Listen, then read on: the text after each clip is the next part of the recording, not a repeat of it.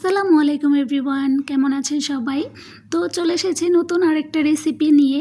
আর আজকের রেসিপিতে তৈরি করে দেখাবো কিভাবে তেল ছাড়া সহজ পদ্ধতিতে আমের আচার তৈরি করা যায়। যদিও এই আচারটা আমি তেল ছাড়া বানিয়েছি, তবুও এটা নর্মাল ফ্রিজে অনেক দিন পর্যন্ত সংরক্ষণ করা যাবে। তবে আমার মনে হয় আচারটা সংরক্ষণ করা লাগবে না, কেননা এই আচারটা এত মজাদার হয় যে সকলেই 1-2 দিনের মধ্যেই খেয়ে শেষ করে ফেলবে। তো এজন্য প্রথমে আমি কাঁচা আম নিয়ে নিয়েছি আর আমগুলোকে খোসা ছাড়িয়ে নিচ্ছি। আর এগুলো হচ্ছে আমাদের গাছের আম। তো কথা বলতে বলতে আমি আমগুলোকে খোসা ছাড়িয়ে নিয়েছি আর এবার আমগুলোকে লম্বা লম্বা করে কেটে নিয়েছি, আপনারা ভিডিওতে দেখতেই পাচ্ছেন।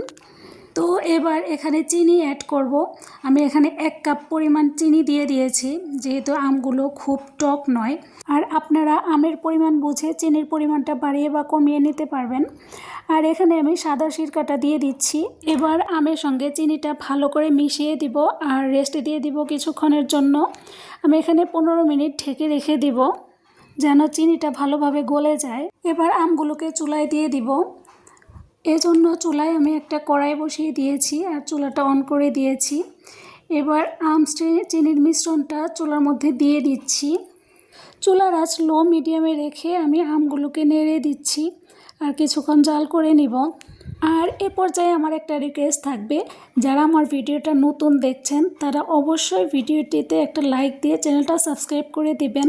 আর আমার এই ভিডিওটা দেখে ভালো লাগলে অবশ্যই কমেন্ট করে জানাবেন, কেননা আপনার একটা কমেন্ট আমাকে ভিডিও বানাতে আরও উৎসাহ দেবে।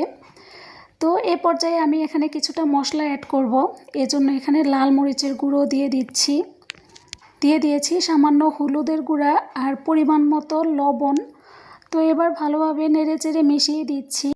আর এই আচারটা এতটাই মজাদার হয় যে প্রতি বছরই আমাকে 2বার থেকে 3বার আমাকে এই আচারটা বানাতে হয়, কেননা বাসায় সবাই খুবই পছন্দ করে এই আচারটা খেতে। তো এবার আমটা অনেকটাই সেদ্ধ হয়ে গেছে।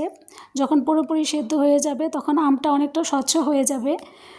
তো দেখেন আমটা অনেকটা স্বচ্ছ হয়ে গেছে। এবার আলতো হাতে নাড়তে হবে যাতে ভেঙে না যায়।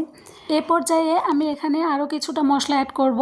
এজন্য আমি 5 ফোড়নটা শুকনো খোলায় ভেজে গুঁড়ো করে নিয়েছি আর এখানে 1.5 চামচ পরিমাণ 5 ফোড়ন গুঁড়া দিয়ে দিচ্ছি। এবার চুলার আঁচ একদম কমিয়ে দিতে হবে আর আলতোভাবে নেড়ে যেতে হবে যাতে সুন্দর একটা কালার চলে আসে। তো দেখতেই পাচ্ছেন আচারটাতে আস্তে আস্তে কালার চলে আসছে। এবার আস্তে আস্তে নেড়ে দিতে হবে যাতে আমগুলোকে ভেঙে না যায়। তো এই তো আমার আচারটা প্রায় হয়ে গেছে। এবার আমি চুলাটা বন্ধ করে দেব। এবার আচারটাকে আমি একটা বাটিতে ঢেলে নিচ্ছি। তো এই ছিল আমার আজকের রেসিপি। আশা করি সকলের কাছে খুবই ভালো লেগেছে। যদি ভালো লাগে অবশ্যই একটা লাইক দিয়ে একটা কমেন্ট করে যাবেন। সবাই আমার জন্য দোয়া করবেন। আল্লাহ হাফেজ।